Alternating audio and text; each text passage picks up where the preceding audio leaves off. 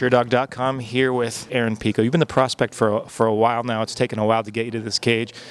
Has there been any kind of a pressure for you getting closer to this debut, thinking about like how much people have been anticipating seeing you fight? I mean, I've had such a long and great training camp that it's like now I'm just ready to go out there and get a payday and just do what I need to do. I put a lot of training into this fight, and the only way that you can deal with pressure is to be confident in your training. I've had a great training camp, and now I'm just ready to go out there on June 24th and do what I do. How much is your? It's hard to call it a history because you're still so young. But how much is that competitive history that you've had in wrestling, even in boxing? How has that kind of mentally prepared you for what's happening later this month?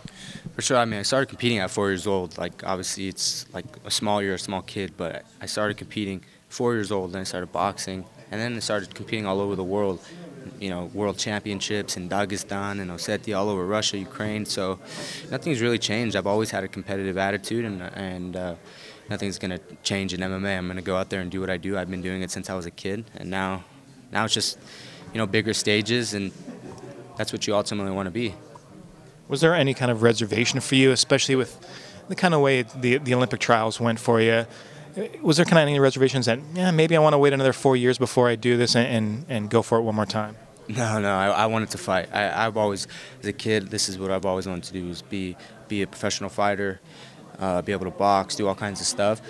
So, yeah, it hurt me really bad to not make an Olympic team. I put a lot of work in. My coach and I did put a lot of stuff into it, but I knew I wanted to fight, and I left that in the past and I moved on. Talk about your opponent, Zach Freeman. You're in a unique situation where you're like this highly anticipated prospect, but you're still 0-0. Do you feel like he's a good pick for you? Like, did Bellator go out and find you the proper opponent?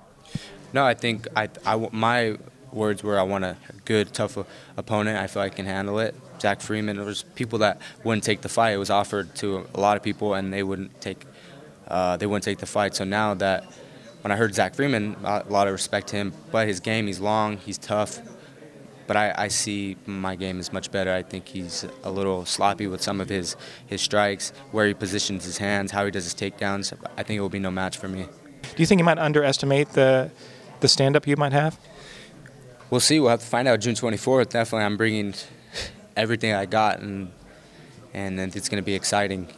I'm sure he's going to come prepared, and I know I'm going to be prepared, and it's going to be crazy for sure. Your preference? Would you like to see this as a stand-up fight? Absolutely. I mean, you got to adjust as the fight goes on. Anything could happen in the fight, but we'll see. Everybody tune in June 24th, and you'll see my game plan. Would you be disappointed if he got a takedown on you?